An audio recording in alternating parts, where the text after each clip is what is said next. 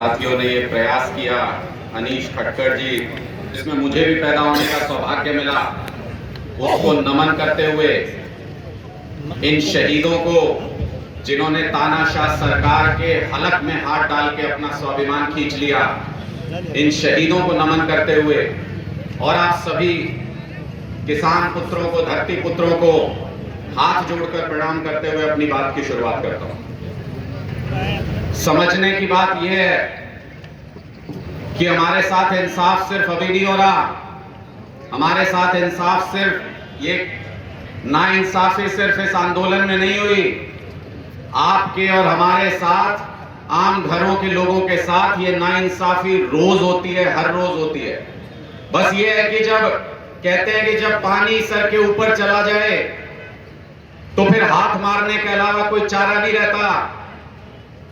हमारे बच्चों को ना अच्छे स्कूल मिलते हैं ताकि वहां पढ़ के अच्छी जगह चले जाएं, ना हमें बिजली मिलती अपने खेत में, ना हमको नौकरी मिलती अपने बच्चों के लिए। ये किसानों के बच्चे अपनी पूरी जिंदगी कुर्बान करना चाहते हैं, सीमा के ऊपर की जान देना चाहता हूं इस देश के लिए। ये सरकार कहती है कि 4 साल बाद रिटायर हो जाना। जब खाद मांगने जाओगे खाद नहीं मिलेगी, जब फसल का रेट मांगने जाओगे फसल का रेट नहीं मिलेगा, जब फसल खराब हो जाएगी तो मुआवजा नहीं मिलेगा।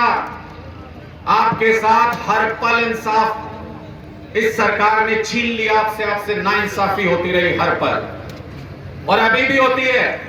लेकिन अगर कोई हमारी धरती के साथ खिलवाड़ करने का कोशिश करे, लेकिन अगर कोई स्वाभिमान के साथ खिलवाड़ करने की कोशिश करे तो फिर लड़ना जरूरी हो जाता है।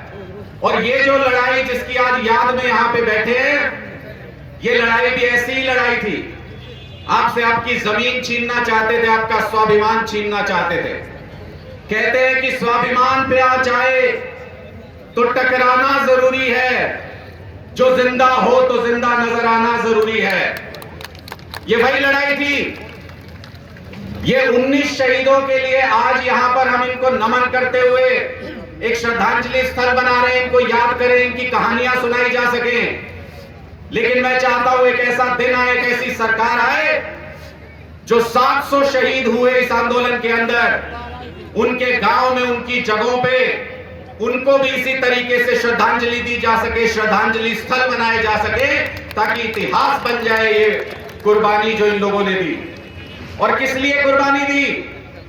ये कुर्बानी सिर्फ और सिर्फ इसलिए दी ताकि हमारे बच्चों का भविष्य सुरक्षित रह सके। इस कुर्बानी का नतीजा नहीं मिला अभी तक। मैं आपको सावधान करना चाहता हूं। जो भी मांग लेके आप वहां बैठे थे, मुझे आज भी याद है वो दिन अरविंद केजरीवाल जी के घर पे सारी रात तमाशा चला था। सारी रात जब किसान दिल्ली के बॉर्डर पे पहुंच गए थे, केंद्र सरकार ने यह कहा कि सारे स्टेडियमों को, मुझे ये कहा जा रहा है कि राजनीतिक बात नहीं करें जी, बिल्कुल नहीं करूं, 1% भी नहीं करूं। जहां किसानों की बात होगी अगर वहां राजनीति करूं तो डूब के मर जाऊं, नहीं करूंगा बिल्कुल नहीं। लेकिन आपको समझने की बात है, मैं इसलिए कह रहा हूं कि क्या क्या साजिशें हुई थी, मैं उस रात का गवाह हूं इसलिए बता रहा हूं। उस रात को केंद्र सरकार की तरफ से यह कहा गया तारी सरकार भंग कर देंगे, तुम आके सरकार नहीं चला पाओगे एक दिन के लिए भी। तो किसी को तो आज भी स्टैंड ले रहे हैं ना, किसी को तो स्टैंड लेना था। केजरीवाल जी ने कहा था चाहे फांसी दे दे, ये कलम तोड़ दी, साइन नहीं करूंगा इस फाइल के ऊपर जिसको कह रहे हैं स्टेडियमों को जेल बना दो। मैंने इसलिए इस बात का जिक्र किया, आप ये मत समझना मैं राजनीति कर रहा हूं, अपनी पार्टी की बात कर रहा हूं।